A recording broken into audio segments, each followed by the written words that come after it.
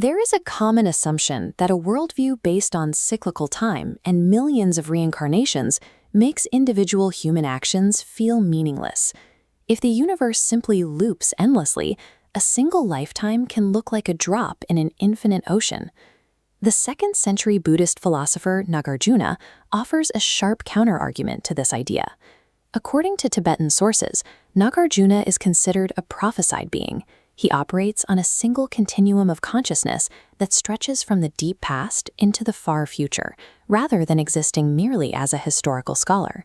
Yet his most famous text, the Precious Garland, is incredibly grounded. He wrote it as direct practical advice for a mortal Śūnyatā king. This raises a fascinating question. How does a being whose perspective spans millions of years and thousands of lifetimes advise a human ruler on the daily practical governance of a kingdom?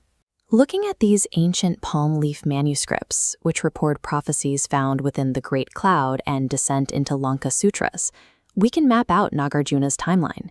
His journey begins eons ago with an altruistic vow to help the world, made by an ancient ruler named King Naga of Great Effort. That exact consciousness traveled forward in time, taking rebirth as an illustrious youth during the era of Shakyamuni Buddha. Later, he experienced a historical rebirth in South India as the monk Nagarjuna.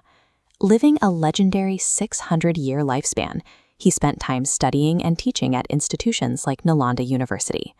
During his earthly mission, he issued 3 major proclamations of doctrine. Most notably, he established the philosophical concept of emptiness, the idea that nothing inherently exists entirely on its own. Everything is deeply dependent on external causes and conditions. Realizing that everything is deeply interconnected across time strips away the logic of selfish motivation.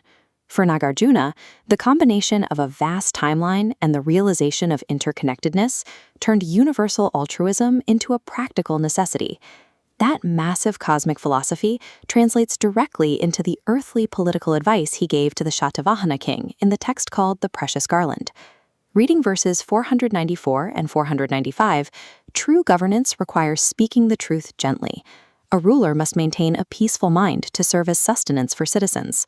Moving to verse 498, these actionable instructions were taught with a wish to help other sentient beings through royal authority. Nagarjuna offers highly specific advice on criminal justice. He instructs the king to completely abolish the death penalty, advising instead that murderers be peacefully banished rather than executed. He also outlines required prison reforms. The king must treat remaining prisoners comfortably, providing them with food, medicine, and barbers. A cosmic perspective demands radical earthly empathy.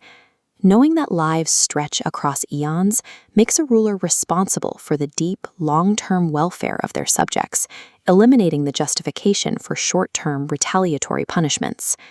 The Buddhist prophecies also outline the final endpoint of Nagarjuna's journey.